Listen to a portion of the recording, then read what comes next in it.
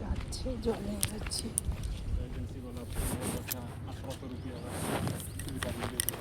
বরবাবু বউ বাচ্চার মায়া ত্যাগ করে বরবাবুকে যেতে হলো, মানে ফৌজি বাবুকে বউ বাচ্চার মায়া সবারই ত্যাগ করে ওকে আজকে যেতেই হলো কোয়ার্টার খালি করে। মানে এখন কষ্টের মুহূর্ত কি বলবো, তোমরা পুরো ভিডিওটা দেখো। আই হোপ তোমাদের অবশ্যই ভালো লাগবে। ভালো লাগলে লাইক কমেন্ট সাবস্ক্রাইব করে পাশে থাকবে আর কমেন্ট করে জানাবে। চলো দেখতে থাকো আজকের ভিডিওটা, খুবই ইন্টারেস্টিং হতে চলছে।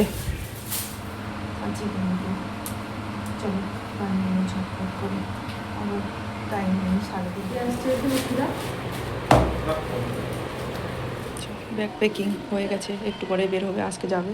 তো রান্না বান্না করেছি সকাল থেকে, কিছু ভিডিও শুরু করে আমার ঘর চলে যাবে। সকাল থেকে কোনো ভিডিও করিনি, মন করে নিয়ে ইচ্ছে করেনি, তাই ভিডিও কোনো করিনি। তো সকাল থেকে কোন টিকিট কনফার্ম ছিল না, টিকিটও হয়নি, খুব কষ্ট করে ওকে যেতে হবে, ভালো লাগছে না, খুবই চিন্তাভাবনার মধ্যে ছিলাম, ওই জন্য ভিডিওটা আর শুরু করিনি। সকালে রুটি করেছিলাম, তারপরে টিকিট হয়নি, কিছু হয়নি, ও এদিক ওদিক ছোটাছুটি করছিল, তবু টিকিট হলো না। বাধ্য হয়ে ওকে স্টেশনে গিয়ে ওখানে টিকিট করে নিতে হবে। তো ব্যাগ পর্যন্ত হয়ে গেছে, তোমরা দেখতে পারলে। আমি দুপুরে রান্না করেছি আজকে চিকেন নিয়ে এসেছিলো, কালকে মাছ নিয়ে এসেছিলো, মাছ রান্না করেছিলাম। আজকে চিকেন নিয়ে এসে চিকেন রান্না করেছি, চিকেন খাওয়া দাওয়া হয়ে গেছে। এখন বাজে 3:18, ও 4টার মধ্যে বেরোবে। তো আজকে হলো কী বার বলো তো, আজকে হলো শুক্রবার, ওর জয়েনিং আছে 17 তারিখে।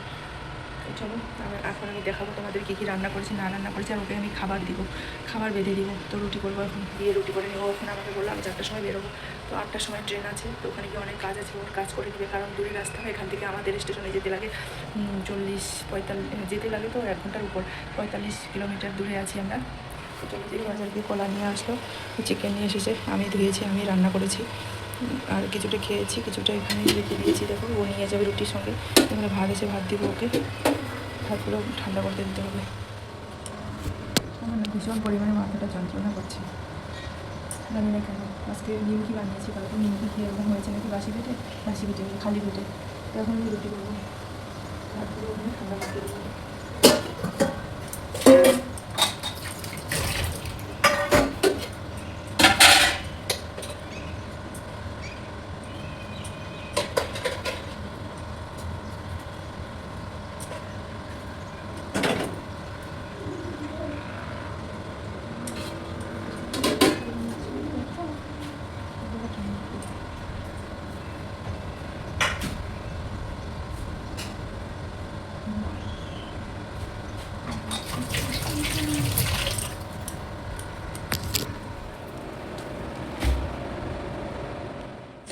ও যাবে, আমাকে বলছে এখনই আমি বের হব। তো এখন 3টের মতন বাজে, তো আধা ঘন্টা 1 ঘন্টার মধ্যে আমাকে রুটি করে দিতে হবে, কারণ ও কালকে পুরো দিন একদম ট্রেনের মধ্যে খাবে। আর কি বলো তো, ট্রেনের টিকিট কনফার্ম না হওয়াতে এমন টেনশানে আমারও মাথাটা ঘুরে গেছিলো, আর খুবই টেনশন জানো তো, অনেকটা দূর, সেই 2000 কিলোমিটার দূর, এত দূর যেতে হবে। যদি ট্রেনের টিকিট না পাওয়া যায় কীরকম হয় বলো তো, মানে পুরোপুরি রেডি, মেন্টালিটিভাবে পুরোপুরি তৈরি হয়ে গেছে। এদিক মধ্যে ওর মেসেজ চলে আসলো যে টিকিট কনফার্ম নাই, মাথাটা একদম মানে পায়ের নিচ থেকে মনে হয় মাটিটা সরে গেল, এরকম একটা মানে মুহূর্ত এসে গেছে তখন। সত্যি বলছি, এরকম যদি হয় সত্যি কথা খুব টেনশন লাগে। আজকে রাত্রে এটা খেয়ে নিবে, রাত্রে ভাত খেয়ে নিবে, কারণ কালকের জন্য কত রুটি করে দিবে। গরম গরম আটা সকালবেলা নিয়ে এসেছিলো, সকালে হ্যাঁ খুব সকালে ক্যান্টিনে আটা দেয়, গরম আটা কত রুটি বানিয়ে দেবো আজকে কিন্তু। চলো বানিয়ে নিয়ে ঝটপট করে, আবার টাইম নেই, 3:30টার মতো বেজেই গেলো, একটু করে এখন আসছি, ঠিক আছে। দুপুরে আজকে চিকেন রান্না করেছি আর ভাত করেছি, চিকেন রান্না আর দেখাইনি তোমাদের সঙ্গে, মনটা ভীষণ পরিমাণ খারাপ, তার জন্য ওই জন্য দেখো না আমি চিন্তায় কেমন হয়ে গেছি। আমাদের ফৌজি ফ্যামিলি মনের ভিতরে কষ্ট চাপা দিয়ে সব কিছু মেনে নিতে হয়, সব কিছু করতে হয়। যারা ফৌজি ফ্যামিলি তারাই জানো যে মানে হাজব্যান্ড ছাড়া থাকা কতটা কষ্টকর। এতদিন একসঙ্গে ছিলাম, যেরকমই ছিলাম না কেন ভালোই ছিলাম, এখন আমি টের পাবো যে কেমন কি, মানে হাজব্যান্ডকে ছাড়া মানে থাকা খুবই কষ্টকর, আরও কোয়ার্টারে থাকা খুবই কষ্টকর। ছেড়ে চলে যাবে, এমন মনে হচ্ছে যেন ভিতরে তো একদম মানে ভেঙেই পড়ে গেছি মানসিক দিক দিয়ে, মানে তবু আর কি কাজগুলো করতে হচ্ছে, মানে ভিতরে দুঃখ কষ্ট চাপা দিয়ে, একদিক দিয়ে চোখের জল পড়ে, একদিক দিয়ে সব কিছু করতে হয়। কি করবে, উপায় নেই। আমাদের লাইফটাই এরকম। যারা ফৌজি ফ্যামিলি তারাই এই অনুভবটা একমাত্র নিতে পারবে, অন্য কেউ নিতে পারবে না।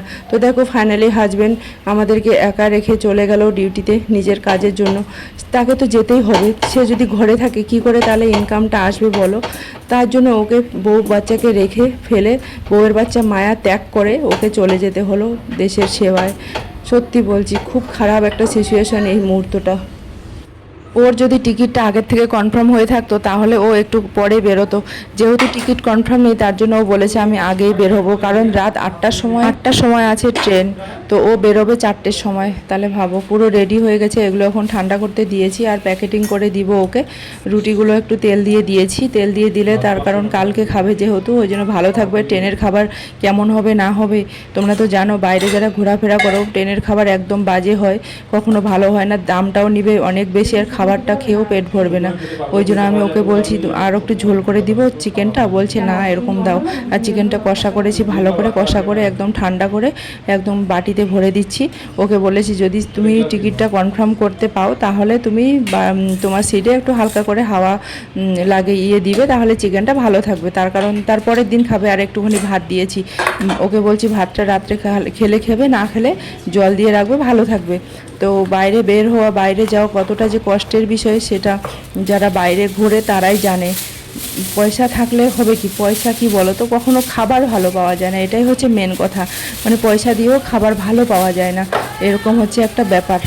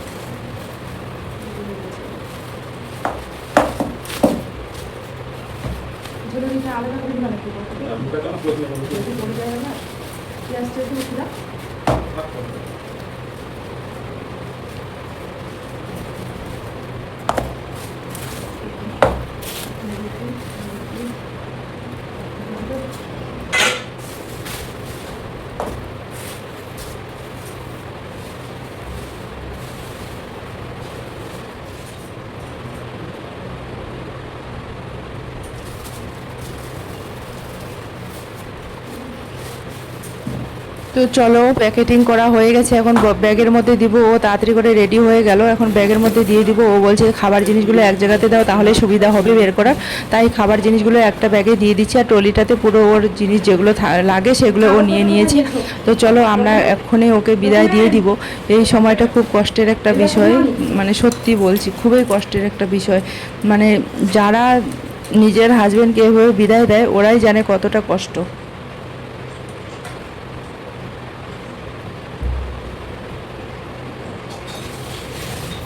তো দেখো এখন আমি এগুলো মুছে নিচ্ছি, তেল মশলা যেগুলো পড়েছে সেগুলো একটু ক্লিন করে নিয়ে নিচ্ছি।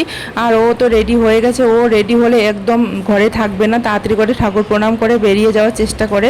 তো ওরকমই করলো। তো দেখো এইখানে হচ্ছে সেই মুহূর্তটা, কি বলবো, ক্যামেরা তো একদম অন করার ইচ্ছে ছিল না, তো ভাবছি যেহেতু আমি ভিডিও করি তার জন্য ক্যামেরাটা অন করে রেখেছি। আর ও দেখো তাড়াতাড়ি করে ঠাকুর প্রণাম করে নিয়ে নিল, আর আমি ওই সাইডে দাঁড়িয়েছিলাম সেখানে আমাকে জড়িয়ে ধরলো। আর মনটা ভীষণ পরিমাণে একদম কি বলবো, দুজনের মনটা এতটা পরিমাণে খারাপ। ও লিফটের পাশে গিয়ে ও কান্না করছে, আমি কোনো দিন ওর চোখে জল দেখিনি, আজকে আমি ফার্স্ট টাইম ওর চোখে জল দেখলাম। এর আগেও দেখেছি একদিন, আমরা যখন ওকে রেখে বাড়িতে চলে গেছিলাম তখন একবার ওরকম চোখের জল ছলছল করছিল। আজকেও আমি সেটা দেখলাম, মানে খুবই ওর কষ্ট লাগছে, কি বলবো। দেখো এখন একটুখানি ওর লজ্জাও পাচ্ছে, একটুখানি লজ্জা, মানে কি বলো তো, ক্যামেরাটা অন করা আছে ওই জন্য হয়তো আমাকে অত জড়িয়ে ধরছে না আর কি। আর এমনিতেই ও ভীষণ মানে এখানে দাঁড়িয়ে আছে, আমাকে বলছে কান্না করো না।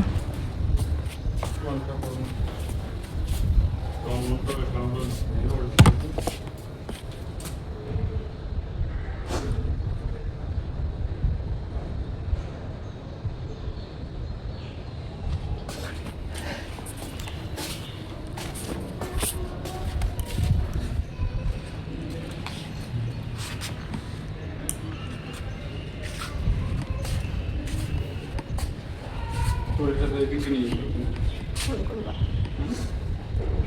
ফোন করবো এদিক দিয়ে যাতে থাকে জানিস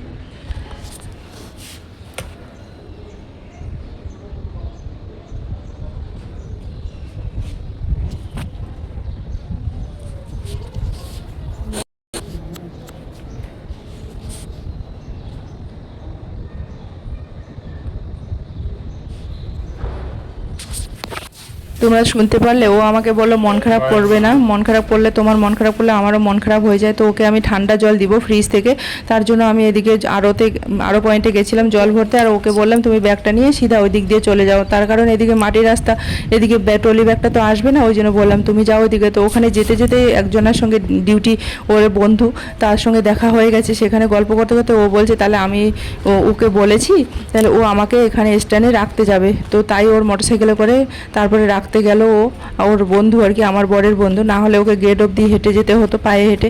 আমি তো এত রোদ্রে যেতাম না। আর ও বলতো যে তোমাকে যেতে হবে না। আর মানে এই সময়টা খুব একটা কষ্টের, মানে কি বলবো, এখন যেতে হবেই ওকে। আর আমাদের এটাই ন্যাচারাল, এখন মেনে নিতে হবে, উপায় নেই। তো দেখো क्या बोलते हैं एजेंसी वाला ₹800 सुविधा मिलेगा नंबर लेना उसका। मतलब जल्दी जल्दी आना। ठीक है भाई आ रहा हूँ मैं। एकला अच्छा नहीं लग रहा है। आप भी होता कोई होता साथ में सही बात नहीं। पड़ा तो क्या है। चलो এই যাচ্ছি আমাকে রাস্তা দাও তো ওটা চলে যাচ্ছে কোথায়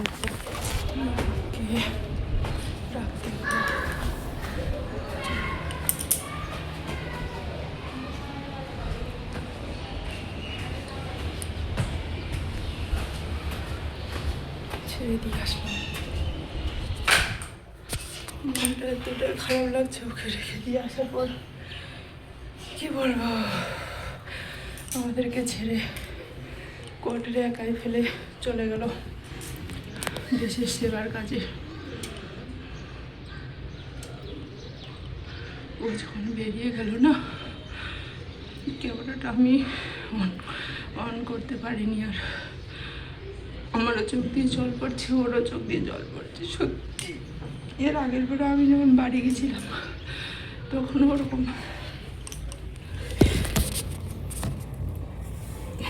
একসঙ্গে থেকে থেকে এখন এরকম হয়ে গেছে, দুজন দুজনকে ফ্যামিলি ছাড়া থাকতে খুব কষ্ট লাগছে। এর আগে আমি যখন বাড়ি গেছিলাম আমাকে টেনে তুলে দিয়ে ও চোখের জলও ঝমঝম করছে। আজও সেম পরিস্থিতি। কোনোদিনও আমি ওর কান্না দেখিনি। ওর কান্না দেখলে আমার ভিতরটা খুব ফেটে যায় এরকম। তো চলে গেল, ভালো ভালো থাকুক, ভগবান ভালো ভালো রাখো ওকে, এটাই কামনা করবো। চলো, আর ভালো লাগছে না, একটু করে আবার আসবো। ফোন করলো, গাড়িতে বসে গেছে। আমাদের এখানকার ওর বন্ধু রাখতে গেছিল, গাড়িতে বসে গেছে। প্রায় 6-7 ঘন্টা পর আসলাম। ও ট্রেনে বসে গেছে, ট্রেনের টিকিট হয়ে গেছে, ট্রেনের টিকিটও পেয়ে গেছে। তো ট্রেনের টিকিট কনফার্ম, মানে কি বলবো, যেগুলো বলে মানে বলার কিছুই নেই আর কি। ট্রেনের টিকিট যে এমন হয়েছে, টিকিটটা হয়েছে তোমার টিকিট কনফার্ম দেয়নি, মানে আরএসিতে দিয়েছে। তো যে এখান থেকে আরএসি করে যাওয়া, মানে 2 নাইট 1 দিন এরকম কষ্ট করে ট্রেনে যাওয়া। মানে ট্রেনে বসে গেছে 8টার সময়। আমি এতক্ষণ ধরে বই টই পড়ালাম আর বাচ্চাদেরকে খাইয়ে দিয়ে কাপড় প্রেস করলাম কালকে, কারণ আমার মেয়ের স্কুলে পারফরমেন্স আছে, অন্য স্কুলে যাবে পারফরমেন্স করতে। তার জন্য ম্যাডাম আবার ভিডিও কল করেছিল, তার জন্য ভিডিওটা আর অন করতে পারিনি। ভিডিও কল করে ওর স্পিচ নিয়েছিল, ওই জন্য আর অন করতে পারিনি। ওই জন্য এখন ঘুমাবো। এখন ভাবছি একটু ভিডিওটা করে নেই, কারণ ভিডিওটা আর অনেকক্ষণ ধরে তো অন করিনি। আজকে বিকালে আর বাইরে যাইনি, ঘরেই ছিলাম, বাচ্চাদেরকে পড়িয়েছিলাম, ওর সঙ্গে কথা বলছিলাম। মনটা ভালো নেই, আর কি বলবো, আমাদেরকে একা ফেলে এখন একাই এখানে শুতে হবে। এই জায়গাটা পুরো খালি হয়ে আছে। আমাদেরকে কোয়ার্টারে ছেড়ে ও চলে গেল, সবাইকে ছেড়ে পুরো ঘর খালি করে। কি করব, আমাদের 2 দিনের এই জীবন একসঙ্গে থাকার, তা নাহলে পুরো দিন ওই পুরো টাইম দিন তো না, পুরো বছর আমাদের এরকমই থাকতে হবে। কারণ আমাদের যারা আমাদের মতন আছে, ফৌজি ওয়াইফ বলো, ফৌজি ফ্যামিলি, তাদের যারা কষ্ট, যেটা কষ্ট সেটা কেউ অন্য কেউ বুঝবে না, তাই তো? আজকে যেমন চলে গেল, ও কোথায় আমরা কোথায়, ও কোথায় চলে যাচ্ছে আমরা কোথায় আছি। এখন 11:30টার মতন বাজে, এত বড় একটা সিরিয়াল দেখলাম, ওর সঙ্গে কথা বললাম, মানে একটা সিটে দুজন বসে আছি, মানে এরকম করে শুয়ে আছি অ্যাডজাস্ট করে। তো ভাবছি ভিডিওটা কন্টিনিউ করি আর কি। তো চলো আজকে গুড নাইট। ভিডিওটা যদি পারি এখন শেষ করে দিব, না হলে কালকে আবার সকালে আবার আসবো। তো চলো তোমরাও ঘুমাও, আমরাও ঘুমাই। আমার মেয়ে দুটো ঘুমিয়ে গেছে, কালকে আবার স্কুল আছে। দেখো কুলারটা বন্ধ করলাম বলে গরম লাগছে, কুলারটা চালাতেই হবে মনে হয়, কারণ গরম পড়েছে তো প্রচুর। আর কুলারের এমন শব্দ না, আমার না বিরক্ত লাগে, ওই জন্য বন্ধ করে দিলাম তো এমন গরম লাগলো। তো চলো সবাই ভালো থেকো, সুস্থ থেকো, সাবধানে থেকো। Good night.